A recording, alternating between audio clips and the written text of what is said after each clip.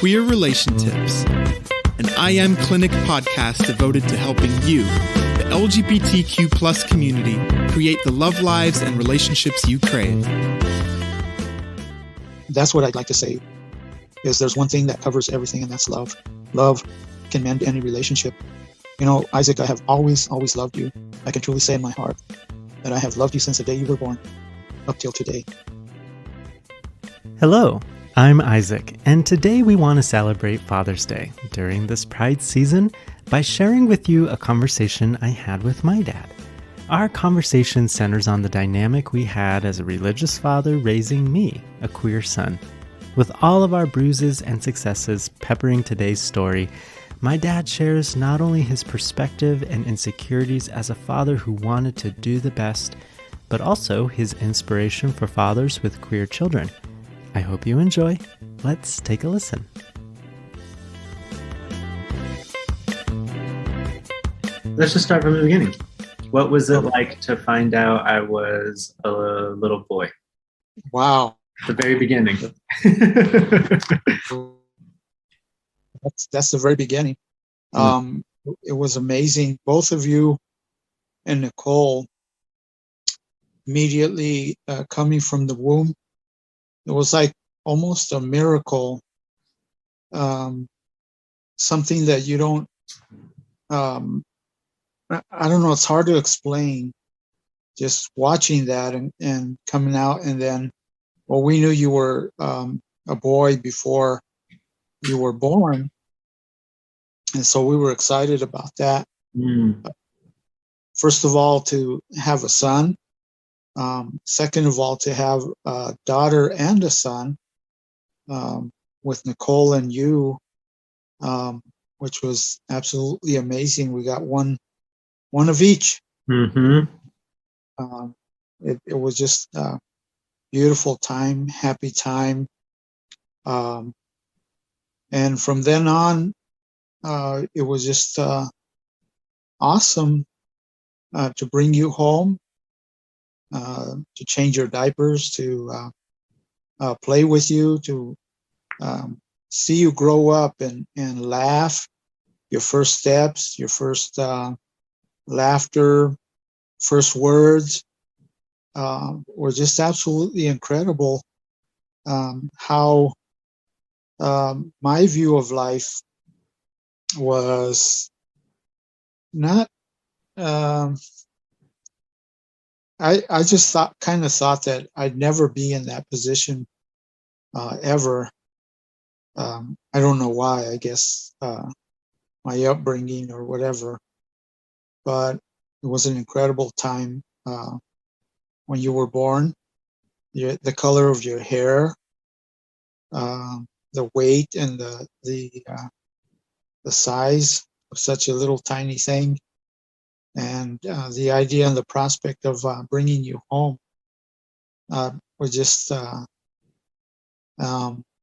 awesome. Then the idea of showing you off to family and friends, the visitors that would come to the house just to see that you were there, you had finally arrived. Just totally taken, not by surprise, but by, I don't know what word to choose. I guess would be a word that we could even bring our second baby into the world. That sounds very special. It was. Yeah. It was very special. Mm-hmm. What were some of the maybe aspects of my personality that were surprising as you watched me grow? Nothing surprising. Up until about the kindergarten age, we used to do a lot of things together up until that time and after that time, and they were special. As you know, we built that house up, your hideout and we did a lot of things together. I remember in the college, before seatbelts were totally required, that you would stand behind my back as we were driving. You were upright, and you were holding on to me as we drove together. I remember the camping trip that we had in the back of the truck by that little stream, and all four of us crowded up in that little bed, and we had fun. I remember the walks we used to take in college as a family, and the times you would go off and experiment, trying to catch a butterfly, or picking a dandelion, or just walking around with a stick dragging behind you and making a line. So there was really just normal. Everything was normal. And so when we get to the kindergarten, there were bullies that would pick on you. And so I remember that you used to come home crying. And I told you, well, the next time that bully does that to you, just double up your fist and sock him in the stomach as hard as you can. And it seems after that, everything was good to go. Mm-hmm. Your school days were pretty much normal, nothing out of the ordinary.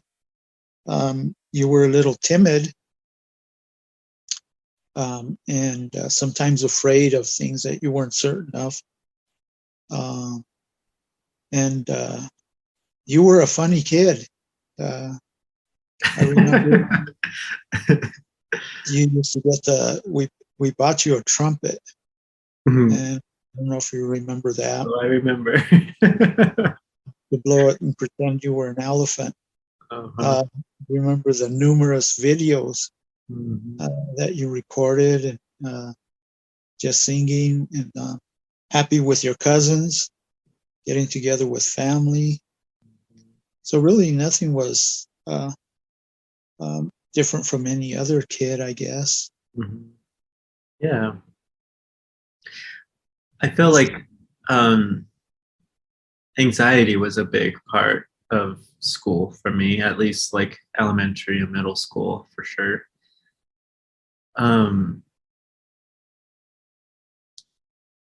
Yeah, I feel like there was maybe a time when things were maybe normal, and then a time when it felt like they weren't normal anymore. Kind of strayed. I would say, I don't know, what do you think, maybe around high school and college? When did you feel like things weren't really normal anymore? Yeah, I guess high school, although you were involved in a lot of activities, Mm-hmm. the plays at school. I remember you came from school and you said, "Dad, I want to try out for the lead role in the play, but I know I won't get it because I'm just a freshman, and those usually go to the seniors." And I told you, well, you won't get it unless you apply for it. And the next day you came, and you said you got the lead role. You had a lot of ambition.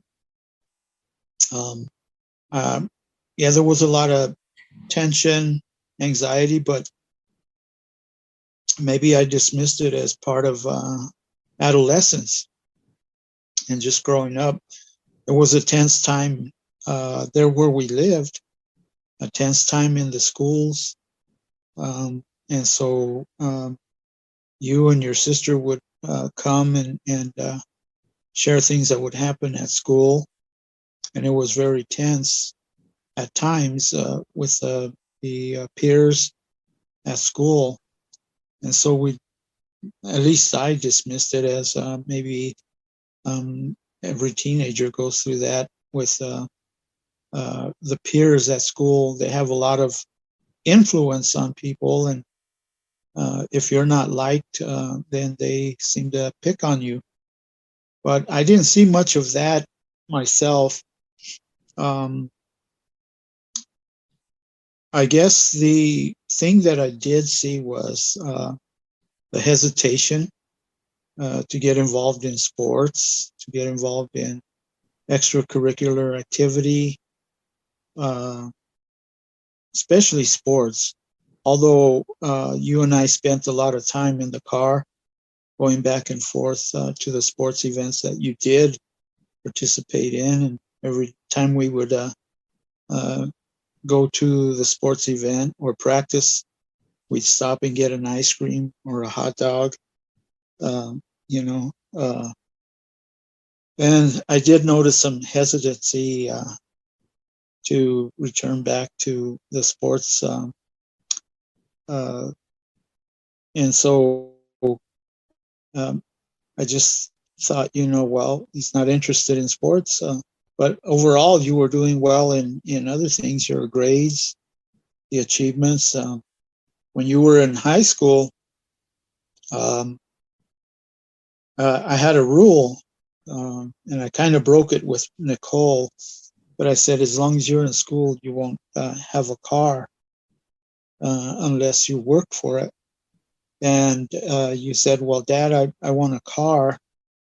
And I said, well, that's a lot of responsibility because there's insurance, there's the payment, and things like that. And you assured me that your grades were not going to go down. So we went and bought that car. Well, you did anyway.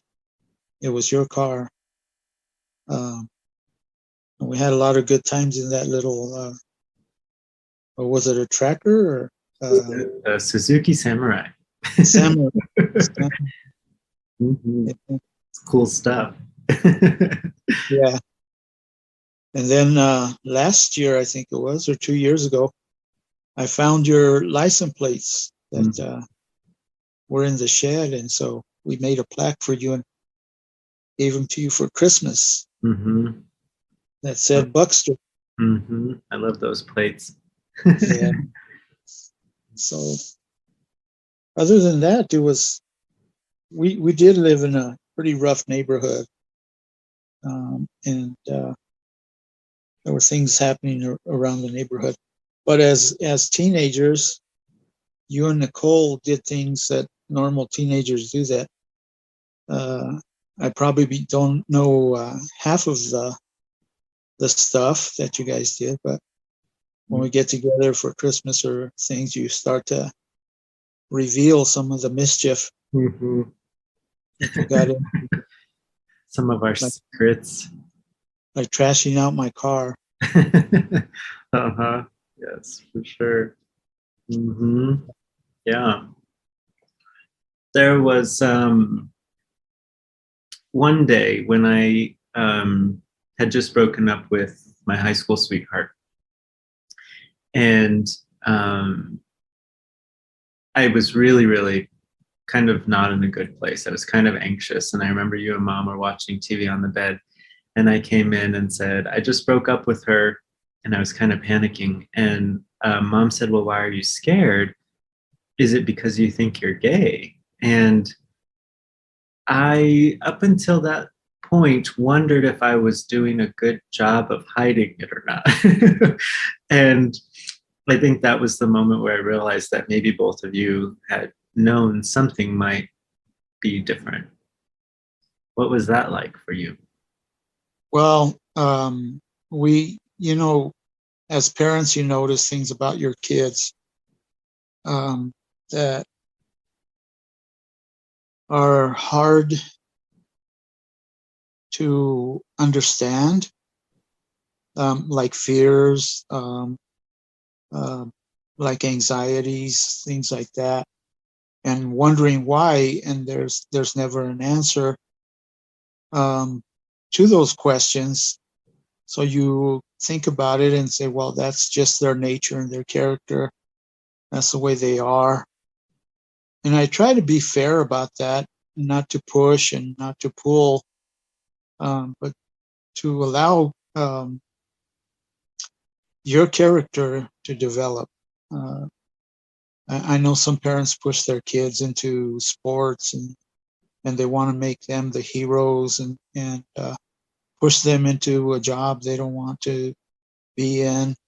I don't think I did that. I think I let your character be who you want it to be and you secure in that. But I did notice, well, first of all, teenage years are, adolescence is a tough time, regardless.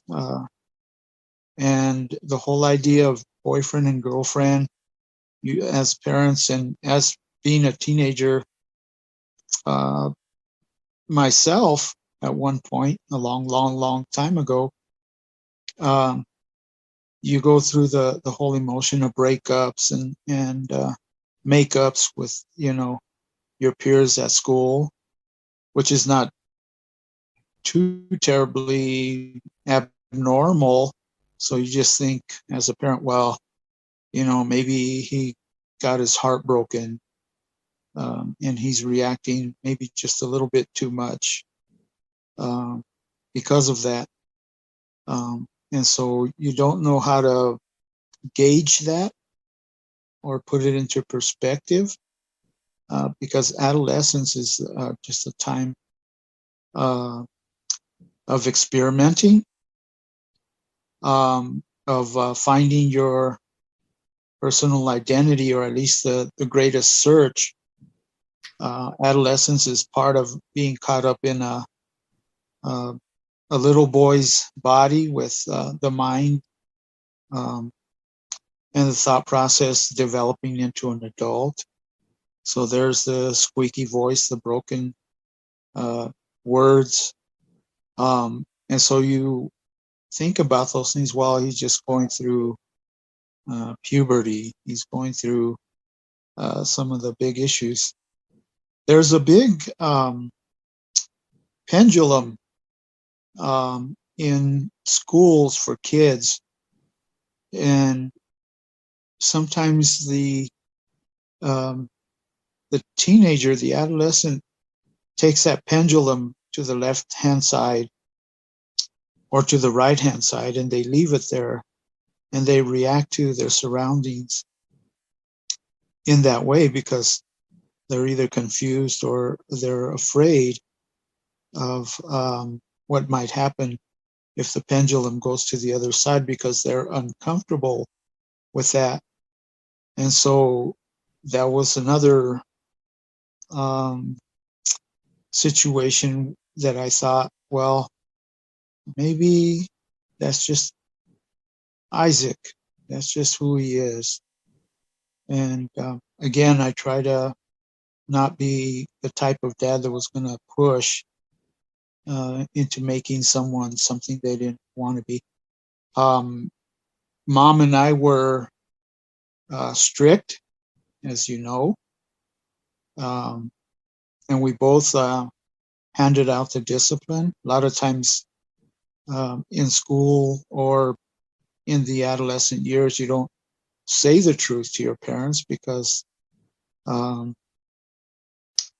they're very strict, and you don't want to disappoint them, or you just don't want to bother with that. The other thing is our religious values.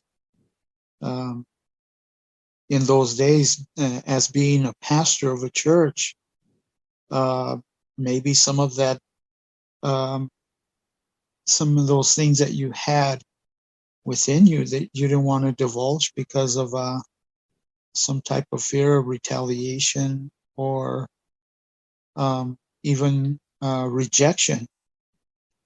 And so really trying to figure it all out now is still mind-boggling.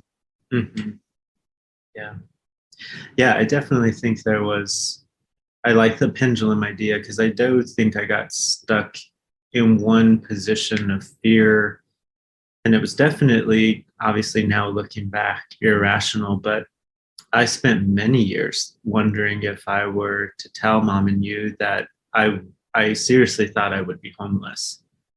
Um, and so I spent a lot of my life thinking I have to not only keep it a secret, but I also have to be good at pretending, because otherwise I might find myself without a home. And that was obviously really scary. Yeah, for sure. Yeah. Yeah, I never thought about that aspect. We probably would have never um, taken that course of action, which I don't think we did. Uh, you were valuable to us all the time, regardless. Um, all of us, every single one of us, is broken in some way or another. This world has a way of breaking us down. And so we fear the things that we cannot control. We fear the things that um, are going to make us ashamed of who we are or what we are. Um, Obviously, in my situation, I came from that type of a background where uh, my value, at least toward myself, was very little. Um, and the situations that surrounded me within the inner city with um, alcoholism in the home, dysfunction in the home. Obviously, those played a big role in my raising you and your sister. I didn't learn skills um, for life. I had to learn them by trial and error, so to speak, watching others, um, mentors that mentored me. Um, I had a bleak outlook on life in general. Now that I look back, it was worse than I actually thought. And today I think about things that I reacted to and react to today are part of that upbringing. And I think about it and I say, well, maybe you shouldn't be thinking that way because there were things out of your control. But then again, I was on the pendulum myself, and keeping it over to one side, uh, so that I would avoid um, the situations I became uncomfortable with. Do you feel like in that place where you were kind of uh, developing the skills as you went, trial and error kind of thing, do you feel like it was scary to think that I might come out someday? Was that hard at the beginning? Even before? Definitely. Uh, you don't want to hear things like that. Um, when you think about that, you think of something abnormal, something not natural. Um, and to me, it never um, dwelt with me. It never dawned on me as far as your question goes, to think about things in that way. It was just you take for granted that everything is normal in this life, but there's a lot of abnormal. There's a lot of things that pain and suffering and circumstances, situations, emergencies that you don't foresee, and so you have to wait to the very minute to uh, face the music, so to speak. You have to just come across that situation. You hope and you pray that it's not that way. Maybe in the back of your mind you're thinking it is, but you're praying that it isn't. And so um, it wasn't as scary to think about that, but it was uncertain. But I look back and I remember the times with you and I, when I would come home from work, and you and Nicole were the greatest things that ever happened in my life. I learned a lot because of you two, by trial and error. But I always, in my own mind anyway, stayed at home, stayed with you and your sister and your mom. Those things were valuable to me. Those things were such an awesome thing that, and the reason why is because in the way I valued myself, I never thought I could sustain those things. I had them, but how was I going to sustain those? How was I going to keep my children happy? I know we went into the ministry, and the ministry was very difficult and demanding, but you guys were always with us. You were always under our care. We were careful that we didn't send you off for a sleepover if we weren't comfortable with that. We always had your friends at our house. I thought I built a safe shelter for the both of you within our home, and so I was satisfied with that. Never thinking that, well, what's the worst that can happen here? So my concentration was a lot on providing for the family and being there for the family. Mm-hmm. Happy Pride! As many of you know, we want to stress your resilience as we move through Pride Month. I hope today's episode might inspire you to focus on your relational resilience. I want to remind all of you that relational hardships can be a force to be reckoned with, but so are we. During this Pride season, I hope, and I mean sincerely hope, that you take time to recognize your relational power, your inherent value, your genuine nature, and your ability to create the love lives and relationships you truly crave, even with your parents or chosen family. I hope you take care of yourselves from the inside out as you celebrate who you are. Happy Pride. Now let's get back to the show. As we grew older and I went off to college, obviously that was a very bumpy ride. Living in different places, drinking a lot. What was that like for you? I felt like, to your point, we had come from this really protected, safe bubble, and then it felt like I left, and all of that just kind of, I have many thoughts, like the world was just too big. I was so lost, I was so hurt, but what was that like from your perspective?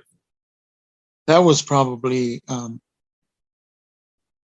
a tumultuous time for me, spending all that time inputting into your lives, taking care of you, providing for you, and then letting you go and finding out things that were happening in your life that absolutely scared me.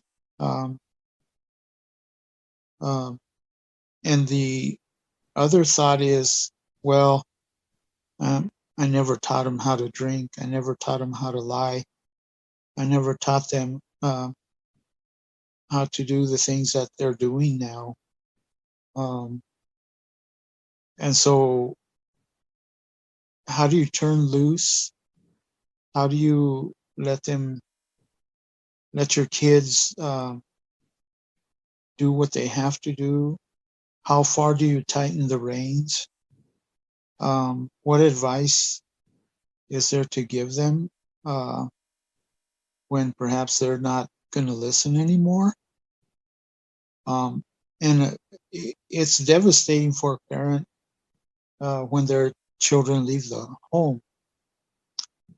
And you know there's nothing that you can do about it.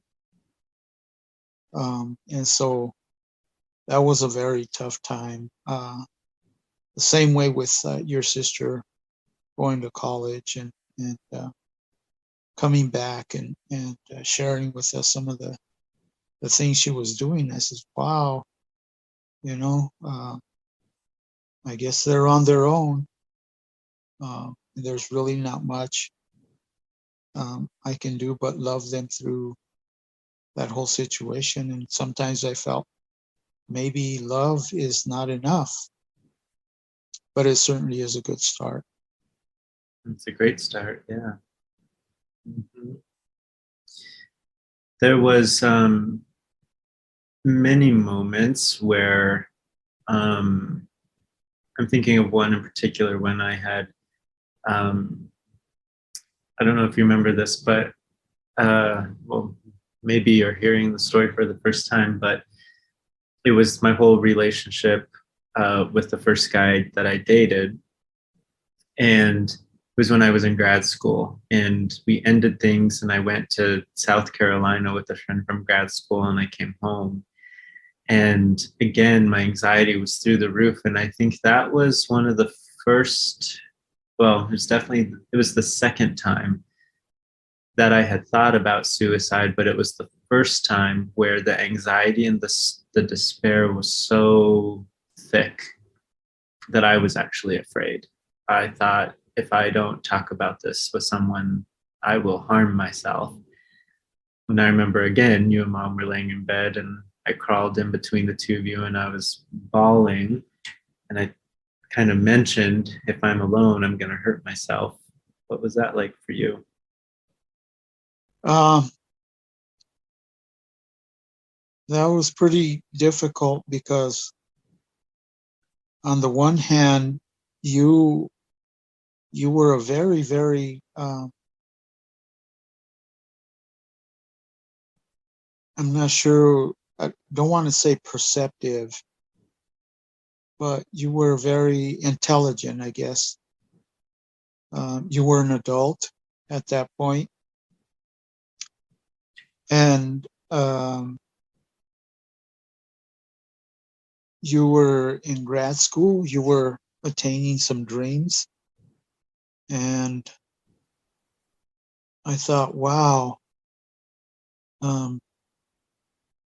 we have a son here who's very intelligent, very capable, and yet he's here, demonstrating this behavior to us that I really didn't understand. And then because of the issues I had gone through in my life, well, I had never had a conversation with my father, period, about anything. I was never taught skills that a young man should be taught. Again, going through that trial and error, making mistakes on my own, I didn't want to do that with my family. And so I was very careful to do that. But at the same time, not having skills to address those kinds of issues because of my own lack of self-esteem, I guess, made it really hard to deal with that situation. Very hard. Mm-hmm. Your mother has always been of the your mother was always on top of things, and she always noticed things. She would take care of things on the spot, and sometimes those things that I couldn't take care of would cause me to cringe and kind of back away, and maybe let her handle that. You were very close to your mother, and those were some of the things that maybe didn't allow me to be that personal in that situation. So it was a scary, scary, scary time. And what did I have in my bag of tools? I found myself empty of that. Yeah. Scared and powerless. Yes, Yeah. precisely. Mhm. What about the following couple of months or years? I mean, those were, we had a lot of heated conversations and Yeah. debates. And how was it watching you, or sorry, how was it for you watching me kind of make some of those decisions to come out as a seminarian? Was that like? Yeah. For me, when we took you to Northwest, it was a Christian college. When you did youth ministry, when you did the seminary, I thought things are going to be okay. I mean, he's adjusting. He's moving in the right direction. The heated conversations we had was because I didn't understand. I thought everything was on a good level. Sure, there were issues, but who doesn't have issues? The very specific conversation that we had after you revealed to us your choice, when we went to the restaurant, there was a couple of things that maybe you should know. When I darted out of that place,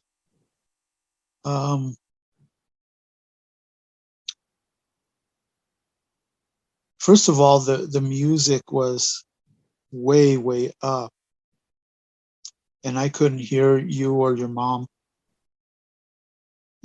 And all I could see was your emotional status, but I couldn't really hear what anybody was saying. And I just said, well, I need to leave this place, because if not, I'm going to blow up, which I probably did, you know. And so I just needed to be by myself at that point in time, because of the fact that I thought everything was going to be okay. My son graduated from seminary. He was a youth leader. He went to a Christian college, albeit that Christian college, you were disappointed in your peers and what they were doing. And I dismissed it as something that, well, he doesn't want to be there because there's a level of hypocrisy there. And I guess all those times I was hoping that it wasn't so. And so it caused me to react that way. And what was I going to do? How was I going to treat the situation? What options did I have at that point, which were not many options, except to return to love and support the best way I knew how to do that, which probably was inadequate, taken the lack of skills that I had as a father. Mhm. Mhm. Yeah. I remember coming out in some ways twice. When I was 22 at CU, and then when I was 26 at seminary. And the first time, I remember using very strategic language because one, Yeah. I didn't know, I didn't really know what I needed to say. I didn't know what was happening in my body. I just knew it wasn't completely straight. And I think the kind of the religious language at the time was, I am wrestling with same-sex attractions. And after I told you and mom that, I went and did conversion therapy for a little while.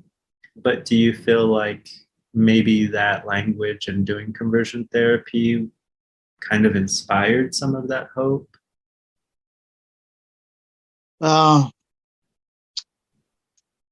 We all use language strategically. We all try to test the waters. How are they going to react? What are they going to do? And so understanding that, I kind of sank deeper into a despair, I guess, that as a father, I don't know how many, mothers or fathers feel when their child grows up and they're not exactly what we desire them to be. When we have the indifferences, it's pretty scary. It brings you to think, well, I'm a failure. I just failed at this whole business of fatherhood. Mm. And I always prided myself in that, in the security that I gave you, in always being there. When there was a play downtown, you and I would go catch a bus, stop for lunch, and make a day of it. I always prided myself in that, but I always wondered where did you lose it? What happened? Did you just stop trying? Did you go about it the wrong way? You ask yourself all those questions. You ask yourself, did you not try hard enough? Did you give up? Sometimes I felt that maybe I let your mom just kind of take over, because she knew a lot more information than I did. And you and her were pretty tight and close. So I would bounce things off of her, and if something she said I thought was right, then I'd go through that. There were a lot of things that I thought she said that were not right, but let bygones be bygones. Let's just go with it. Mhm. And so I don't know if I'm going around in circles here, but as far as your question, it was pretty scary at the revelation Mhm. and the prospect of what was about to happen. Mhm. Yeah. If you don't mind me asking, and we can edit anything out, but what do you feel like the despair was about? Your despair or my despair? Your despair. Again, the whole idea of fatherhood. I wanted so much to be a good dad. Um, so much to be a role model, and yet I didn't have a role model growing up. I was on my own at a very young age. I would go and come as I pleased, and I didn't have no boundaries, I guess. I I was a good kid in some respects, but a devil in other respects. And I guess I was just maybe playing the role Mm. to make everybody seem that I was good so that I could do whatever I wanted to do. Not having any restraints, not having those um, borders around me and parameters to keep me and feeling that, hey, I can do whatever I want to. Nobody cares anyway. So that's my fear. That was my fear, that I had become insufficient, Mm. that I had become unable to really impact when it really came down to the wire, that I had said all I had said and it wasn't sufficient. I Yeah. had done all that I could do and it wasn't sufficient. So that was the despair. Yeah. If you could go back, knowing that this is a Father's Day episode, and if there's a dad out there listening, um, who is suspecting that his child might come out, or suspecting, or maybe his child just did come out, what would you recommend for him? What would be your advice? Well, one great idea that we kind of touched on is um, don't blame yourself. You know, maybe you did all the things the best way you knew how.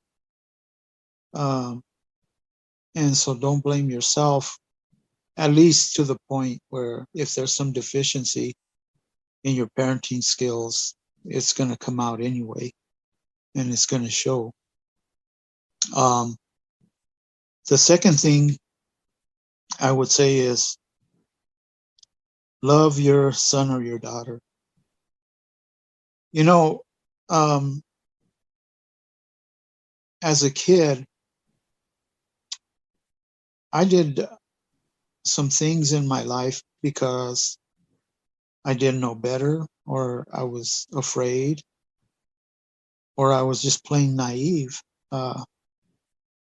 And when I was 7, the Lord spoke to my heart after a bully had beat me up, and he left me snorting the dust in an empty field.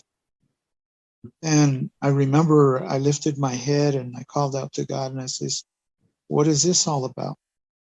Why do I have to go through this? And he told me in my heart, you're going to be greater than you are. I didn't know what that was at the age of 7, but I do remember that. And the big idea in this is he pursued me. He pursued me relentlessly because to me, I was a weirdo. I was someone who had no direction, um, very little discipline, um, a lot of freedom with no parameters. Um, one of 9 kids. At one point, I became like the father figure because um, I was the oldest son, so I was put in charge of things that I didn't want to be in charge of. I was put in a place where I didn't want to be. I just wanted to be a kid. Um, and so I ran away from my home and went into the Marine Corps. And I thought, well, they build men. I think I'll become one. But that wasn't what I was looking for. There was an empty space in my heart. All those times of Isaac, I know what you're going through, what you went through at your worst. Crying alone in my bed as an adult and saying, what is life? What is this? And through all of that, he pursued me relentlessly. And that's what I'd like to say is there's one thing that covers everything, and that's love. Love forgives a multitude of sin. Love brings back the lost. Love can mend any relationship. And so that's my second point. Isaac, I have always loved you as my son, as maybe the evidence was lacking in some areas, but I can truly say in my heart that I have loved you since the day you were born up till today. We all need someone to love us, and I think that's the key. Yeah. I think if any child has that from their dad, that's probably a good situation. Yeah. Yeah, and I think maybe the third point is and now, that my retirement is around the corner, my wishes are to spend more time with family, readjusting and rebuilding. There's some things that were missing, some things that were inadequate, some things that were untold, or some things that were told that need rectifying. And so I want to do that. If I could maybe, I think that's great. I'm all on board. And I'm thinking of the dad who's listening, kind of like the third point might be something like there's always time to fix what's been broken. At least to where it's workable. Mm-hmm. It's functional. Yeah. Instead of dysfunctional. Mm-hmm. I love you, Isaac. I love you too. And I always will. I believe that.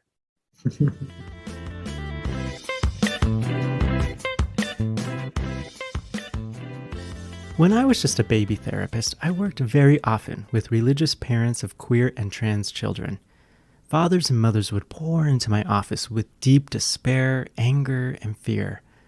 Although wading through their fear-based biases and assumptions was par for the course, I often saw how deeply those parents loved their queer children.